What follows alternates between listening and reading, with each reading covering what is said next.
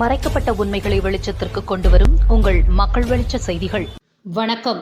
சங்கம் வளர்த்த மாமதுரையில் அகில இந்திய மார்க்சிஸ்ட் கம்யூனிஸ்ட் கட்சி 24வது மாநாடு தமுக மைதானத்தில் நடைபெறுகிறது. இதில் 5 நாட்கள் 5 லட்சம் பேர் பங்கேற்பார்கள் என மாநாட்டு பொறுப்பாளர்கள் எதிர்பார்க்கிறார்கள். இம்மாநாட்டுக்கு இந்திய அளவில் பங்கேற்க உள்ளனர். இம்மாநாடு இந்திய அளவில் ஒரு தாக்கத்தை ஏற்படுத்தும் என எதிர்பார்க்கப்படுகிறது.